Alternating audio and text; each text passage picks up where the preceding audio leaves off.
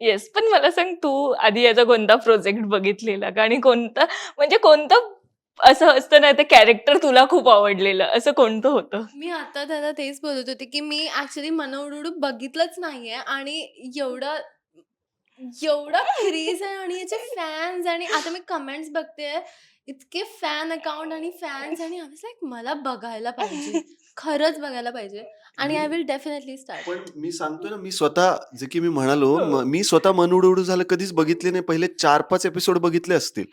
कारण तिथे रोजचे रोज शूट सुरू असायचं आणि खूप-खूप तास सुरू असायचं. तर जाऊन परत जे आपण केले तेच बघायला असं वाटेल, अरे स्वतःशिवाय दुसरं काही हो. दिसतंय की नाही?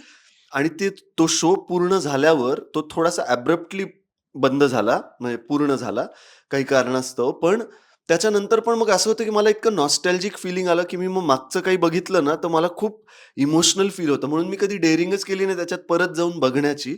पण बिकॉज हे इतकं प्रेम आता एवढ्या म्हणजे 2-3 वर्ष झाली, 3-4 तरी पण इतकं प्रेम का आहे? तर तेवढं एक कारण शोधण्यासाठी मंदार देवस्थळी सरांनी आणि झी मराठी वाहिनीने काय अशी जादू घडवली आहे, हे बघण्यासाठी एक प्रेक्षक म्हणून मी स्वतः ती सीरीज परत एकदा बघणार आहे आणि कशी वाटली बद्दल मी एखादा व्हिडिओ पण टाकेन. येस, नक्कीच आम्हाला ऐकायला आवडेल. पण आता आउट ऑफ सिलेबस जे घेऊन येतोय, मला सांग आउट ऑफ सिलेबसमधनं काय शिकतोयस आणि काय प्रेक्षकांना द्यायचं ठरवलंयस?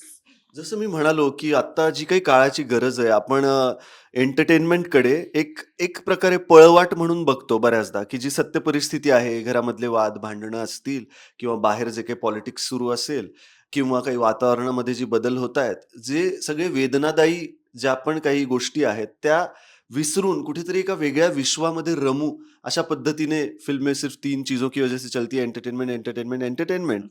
ह्या विचाराने आपण ते बघतो. पण कुठेतरी आयुष्य पण रिफ्लेक्ट होतं पडद्यावर आणि त्या फिल्म्स नंतर आपल्या आयुष्यात पण रिफ्लेक्ट होतात. सो एक एक प्रकारे आपला एक रिॲलिटी चेक देणारा सिनेमा आहे, जो फार-फार वेळा येत नाही. फार-फार वेळा कोणी अशी रिस्क घेत नाही असे प्रोजेक्ट बनवण्याची. सो सो यामधून हेच शिकलोय मी, की रेअरली घडणारी गोष्ट आहे किंवा आपल्या आजूबाजूला घडते अशी गोष्ट आहे, पण रेअरली असा सिनेमाच्या रूपामध्ये येणारी ही कथा आहे. तर खूप मेहनतीने आम्ही तब्बल 2 वर्ष हा सिनेमा बनवायला घेतली आहेत आणि वेगवेगळ्या टप्प्याला तो बनलाय आणि तो पूर्णत्वास येऊन आता सगळ्यांसमोर येतोय. तर शिकायला मला हेच मिळालंय, की जीव ओतून काम करायचं जे पण आपण करतो आणि काही विषय ह्यावर पुन्हा-पुन्हा चर्चा तरी व्हायला हवी. तर ती एक चर्चा परत स्टार्ट किंवा परत अजून गती पकडेल असं वाटतंय आउट ऑफ सिलेबसमधून. सो तो नक्की पाहावा प्रेक्षकांनी. मराठी मनोरंजन सृष्टीमधील मालिका, चित्रपट, नाटक तसेच कलाकारांबद्दलच्या नवीन अपडेट्स जाणून घेण्यासाठी